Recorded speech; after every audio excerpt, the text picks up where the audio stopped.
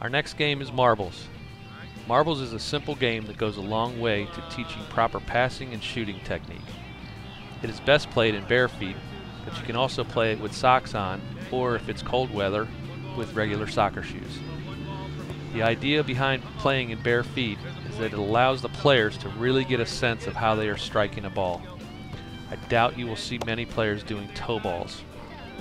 For the coach, it's a great game for seeing where the technique is breaking down and allows them to quickly get in and fix the problems, plus it's a competitive game. The rules are simple. Start by setting 2 lines of cones about 10 yards apart for the younger ages and up to 20 yards apart for the older ages. The width should be about 10 yards. A team of 2 players are on each end of the grid, and each team starts with 1 ball, but be sure to have extra balls behind each team. There is a marker ball placed in the middle of the grid. On the coach's go command, each team tries to hit the marker ball over the opponent's end line by striking their ball from the end of their grid. Ball from the opponent will come across to the other side, and the players use that ball to keep taking turns trying to hit the marker ball. A point is scored each time the marker ball crosses an end line. The marker ball is then placed back in the middle of the grid and the teams start again. You cannot stop a ball from going over your line with your feet. The only way of stopping it is to hit it back the other way with your ball.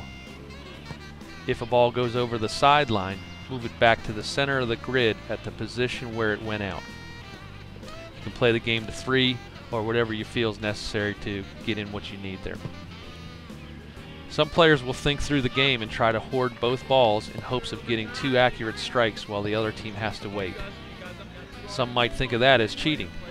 I think it's solving a soccer problem. You also don't want to stop the game while it is being played, so you will have to make note of any technique breakdowns and then work with the players after a game. For younger players, you can really get in and first demonstrate the proper technique and then have them repeat it. Let's say a player is asked to strike the ball with the inside of the foot. Oh, good. Your key coaching points would be: strike through the center or top half of the ball to keep it on the ground. Lock the ankle and have the heel down and toe up to make a big surface. Keep your eyes on the ball and drive through it. Point your non-kicking foot at your target. Now a few variations. Similar to slam, you could place conditions on the surfaces they use to play. Right foot only, left foot only, weak foot only, laces only. You could also play 1v1 or 3v3. For more advanced and older players, you could play where the teammate lays a pass off to their own player and they have to strike it first time. Or you could play where the players have to step back a few paces from the end line and then dribble and strike a moving ball. Again, use your imagination. So how would you incorporate this into a practice, and for what practice topic? Well, as you can see, most of the game of marbles involves passing and shooting technique. I like to use it at either the end or the beginning of practice, mainly because of having to take their gear off.